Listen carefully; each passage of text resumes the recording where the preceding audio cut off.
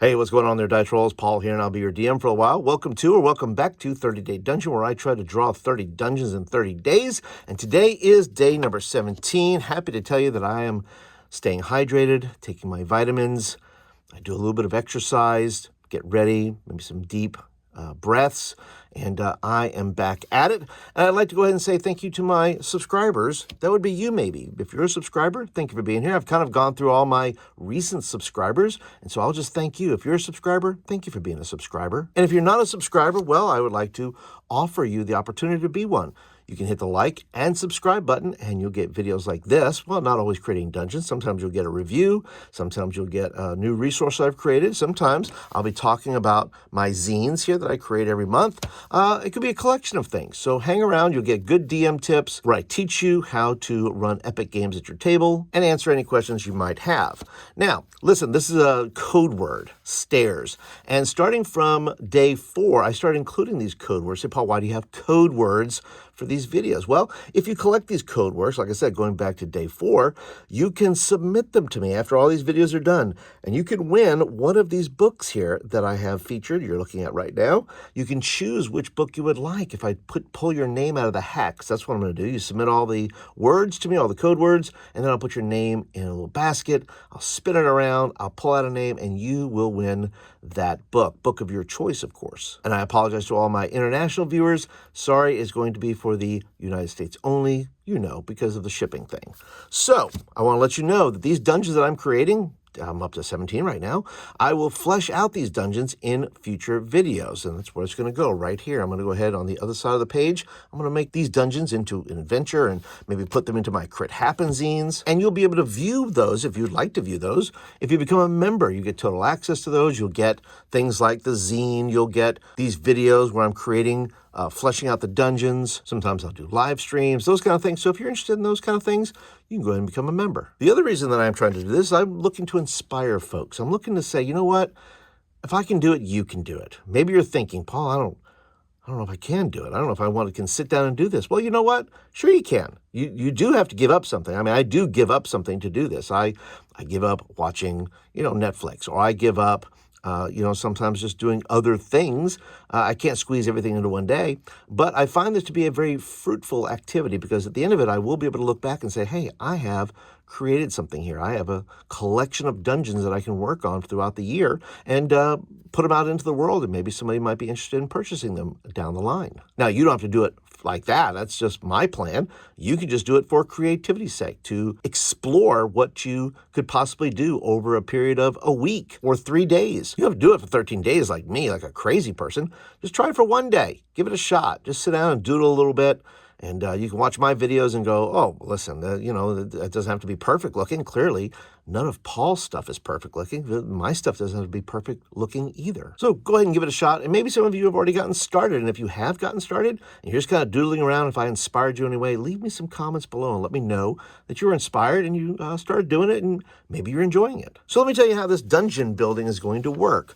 Well, I have a process. So I roll for how many rooms. I draw those rooms. Then I have a dungeon theme. We roll for that. And then we have a dungeon ruination. Why was the dungeon ruined? And then we have a dungeon entrance. How do we get to that dungeon? And you can see here, this is yesterday's. This is a treehouse of terror, I decided to call it. It's a university. It's a school up in the trees. And there are terrible things going on, possibly some undead monkeys running around here terrorizing the place. But you'll see that when I decide to flesh it out. I will let you know that I am using a new dungeon generator today, provided by my friend Vance. You can see here one sheet on one side and one sheet on the other. It's just one sheet, 2 sides, and I'm looking forward to seeing what I roll up. And I will put some links down below in the description because Vance has a blog. It's a very good blog, and you can see these. These are out there for public consumption. You can grab it for yourself. All right, so let's go ahead and get started. Let's go ahead and move some things out of the way, get the dice here, and I'm going to try something new today. I'm going to roll 1 dice. I decided I'm going to challenge myself. Now, it's rare that I would roll like double ones or something like that. I'm going to roll 1 dice and just see how many rooms. Maybe it's 1, maybe it's 3. We don't know, but let's find out. 2. This is going to be a 2-room dungeon. All right, let's go. Let's go ahead and make it interesting. Let's have just two big rooms. One hallway between them. And then an equal-sized room on this side. I already have an idea. Let's see here. All right. Of what it could be. I don't know what I may do, but it's kind of an idea. Let's see. We'll see where we go with it. All right, so we have a 2-room dungeon. Let's see where it's going to be. Let's get the dice here. I will say that this is going to be a D66, so that'll be my 10s. That'll be my 1s. All right, we got a 42. 42. This is an infestation. Something is infesting this place. Let's see what it is. A 44. Oh, this is going to be a prison. All right, that kind of works. Maybe this is a prison in a small town. It only has 2 rooms or 2 cells maybe. And instead of a dungeon entrance, let's go off script a little bit and let's go ahead and roll for the occupants or possible big bad. How about that? Let's go a little bit further and see what we get.